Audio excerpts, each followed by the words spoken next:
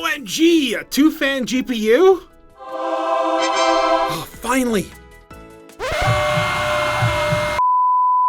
GPU makers, what are you doing? It's the same thing every generation. Massive, carefully designed heat sinks.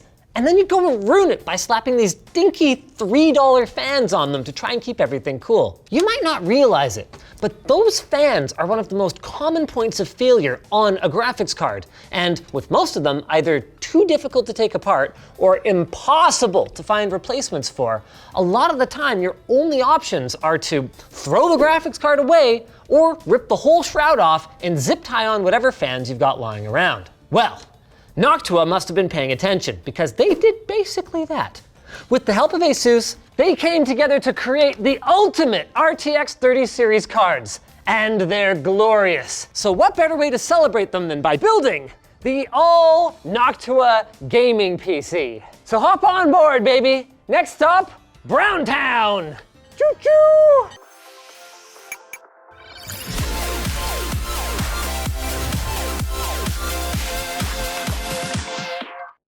It's no secret that here at LTT, we are giant enthusiasts of Noctua products. You'll find them in just about every machine we build here at the office, and if our staff aren't going for an RGB look at home, you can bet that they're using Noctua products for their zero compromises approach to performance and reliability. And it's with zero compromises in mind that we began our Noctua PC by finding an excuse to use the biggest fan they officially offer.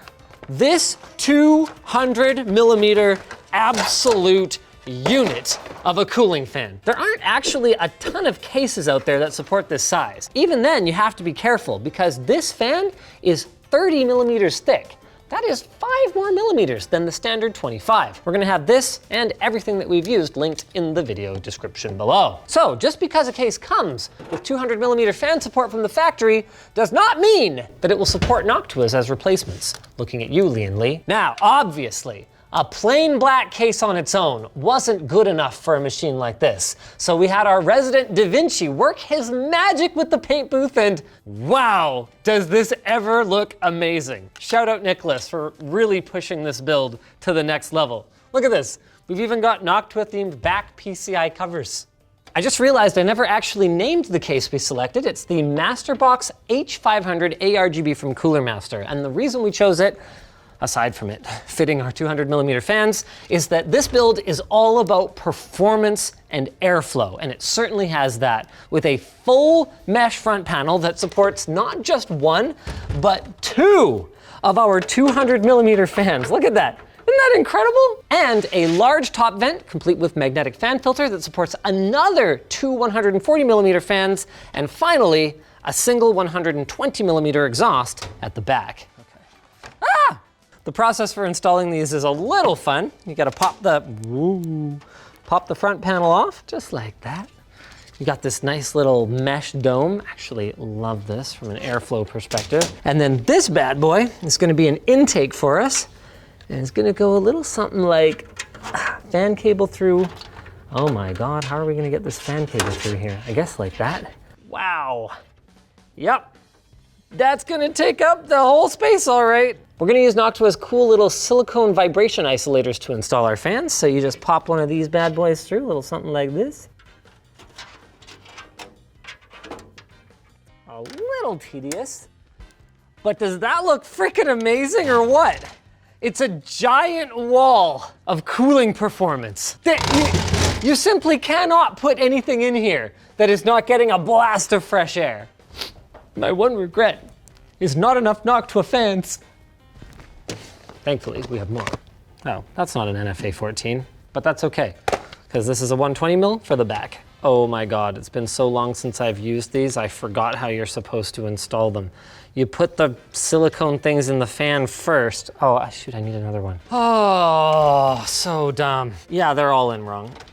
Oh my God. I had a brain brown fart moment here. I totally installed these wrong. It's been so long since I've used these. I normally just use screws. You put the long side into the fan, like I did, but you don't do it through the case. That's what this little notch right here is for. That's where the case sits. So for those of you who were head desking up until this point in the video, I'm sorry, I'm fixing it. So then you, oh wow, these holes are really tight. Okay, it went. Boy, was that ever a tight fit. Look at that vibration isolating goodness. Look at all that play. It's a good thing. Maybe there were people out there screeching that it's supposed to go case side first when I did it the last time. I don't know, guys. I just use screws so that I can talk about our screwdriver. LTTstore.com. Not yet, soon. Yes, got it. All right. Now I have to line up 4 things at once instead of 1 at a time. And they're all floopsy. It's like getting a flaccid thing into a tight thing, you know? Noctua cable extensions. All right, let's put this back fan in. Yeah, with properly sized holes, this is a fair bit easier. Boom, done.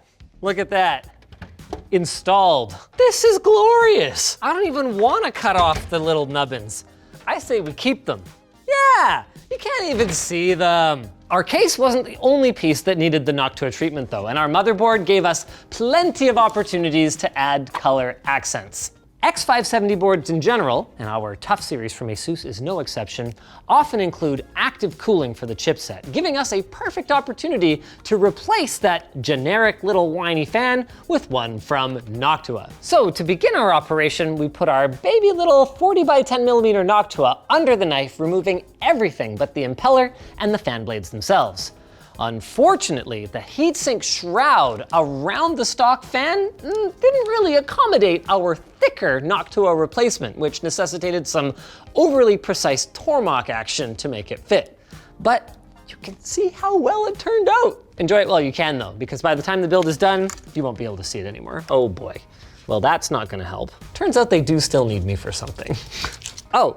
I guess we went with a 1 terabyte WD Blue because it didn't matter what we chose because it's under a heatsink. If I was to choose an M.2 for this build based on the overall theme of reliability, I would probably go with something from Samsung.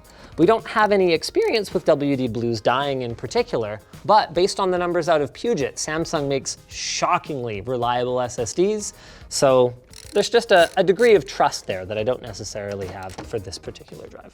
On the subject of things you won't be able to see when we're done, there was no way we were gonna be satisfied with any old power supply. So, knowing that Alex had already taken apart this AX1600i from Corsair, we thought it would be the perfect candidate for a little Noctua operation.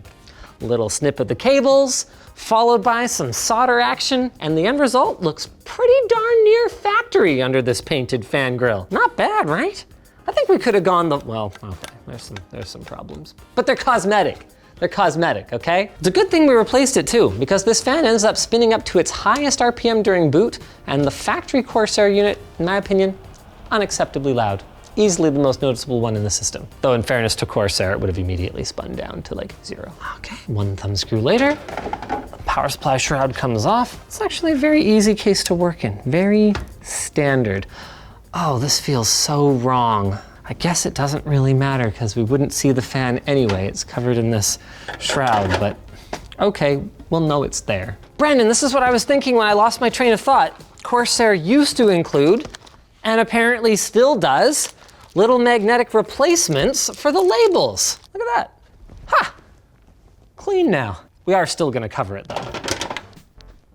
Little pro building tip, if you want to save yourself some hassle later, you can pre-install your modular cables on the motherboard, and then run these as you're installing the board, rather than once you've already put heat sinks and everything on here and it's real difficult to get at them.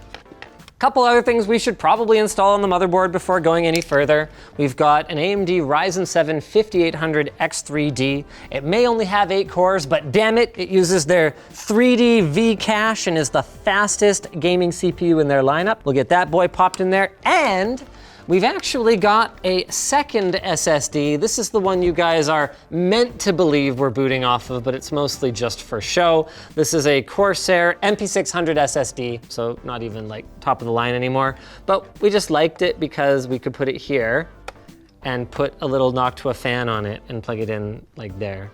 Unfortunately, there's nothing Noctua about our 64 gig kit of 3600 megatransfer per second crucial ballistics memory. We can't even put a Noctua cooler on it. Unless we make our own by 3D printing it, yes. Oh lordy. It's not the most elegant thing in the world. We're using motherboard screw holes. See that? The standard ATX screw holes to get this bad boy on here, but boy is that RAM ever gonna be silent. Silent RAM. It's all like, bah, but not muted. Unfortunately, I managed to scuff our totally awesome professional rattle can paint job a little bit here, but that's okay because I've got a little paint tip for you guys. Spray some of your paint onto a plastic surface like this, get a little stick or something like that, poke that in there, you can get some little touch-ups going on in here. Come check this out, Brandon. How's that? It won't have quite a perfect finish from 6 inches, but from 6 feet, you'd never notice it. So many things about this build feel out of order, but we've finally gotten to the CPU heatsink, and oh, come on. We gotta go with the classic, ladies and gentlemen. That's right, we actually obtained a black Noctua fan and then replaced it with a brown and tan one. Because Noctua PC, wait, cryo-rig thermal compound, get this out of my face. Can't do the old Noctua PC without using Noctua thermal compound. Jeez.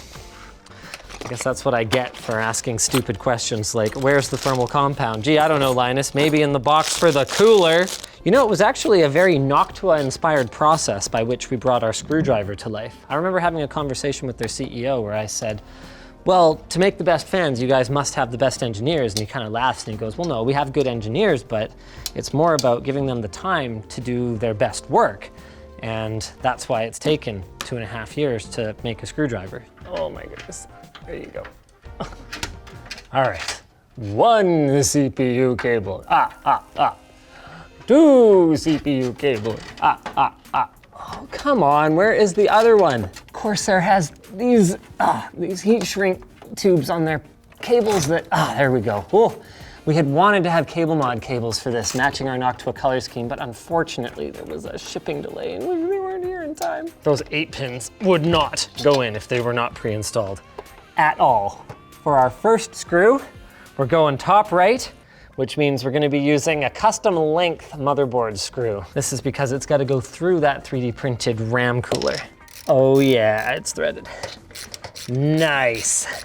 We're glossing over a lot of the cabling, but the summary is lots of extensions, lots of Y splitters. We've got all of these fans plugged into the motherboard headers. Now all we gotta do is get some LTT store cable ties, now available in so many fun colors, though unfortunately not brown. Now it's time for the centerpiece of our build, the collab you did not know you needed, the Asus X Noctua RTX 3070. Wait, what are we putting a 3070 in here for? GPU prices are way better now. Let's go for the newer 3080 edition, shall we? It looks exactly the same. But that's not a bad thing. Everything about this design is performance first, from the backplate to the massive 120 millimeter cooling fans to the 4.3 slot thickness. Though I do have to say, I wonder how much of the performance of it is Noctua's fan engineering and how much is just that it has a massive, massive heatsink with Asus added extra clearance here for the heatsink so that the airflow could kind of blow out around the card better. Oh, probably lots. I'd buy this one. 100%. Brandon, you don't get it. You don't buy Noctua components for the looks. You buy them for the performance. That's their whole shtick. No one will care what it looks like if the performance is outstanding. Wow. Even the M.2 way down here on the board is, I would say, barely accessible. I think I could probably swap it out, but it wouldn't be easy. We do get one expansion slot. We've got this one PCIe by 1 down here. So that's good. Otherwise, this GPU is taking up the whole thing. As for cable management for our power connectors here, rather than come down to the power supply like this, we're gonna go up and over, and we're gonna strap it in really tight at the back to try to relieve some of the strain on our poor PCIe slot here, so bear with me. I wouldn't really recommend this, but I am doing it. So make of that what you will. Okay, let's see. Is it more level? Actually, not bad. Well, bad, but not unattractive. All that's left now is to fire it up. Time for the big moment. Oh yeah, you can hear it a little. You can hear it a little. The old Noctua PC does make a little bit of noise, but give it a second. I suspect that's just the GPU ramping up. Oh, it's the power supply. Wow, is that ever quiet? That is amazing. My mic is right here. I am literally whispering right now. And I am inside this computer.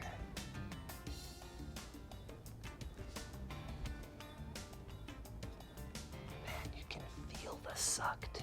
Not that it sucks, it just airflow.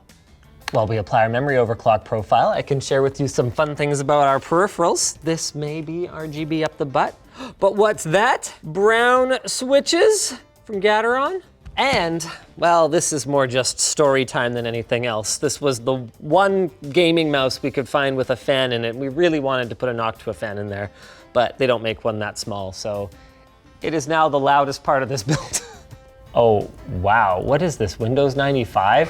What is happening? Allow me to just finish up my desktop wallpaper here. We're obviously gonna have to get in game for a while, but guys, I've got the panel closed. This thing is so quiet. Wow, our GPU's at 330 watts, running at 64 degrees.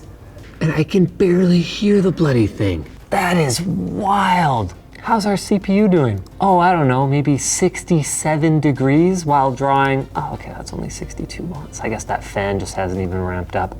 I swear, I can hear a computer over on the short circuit set better than I can hear this one. It is so quiet. And this is in-game now. This is legitimately in-game. The one thing the PC can't cool though is me. Thankfully though, I have this.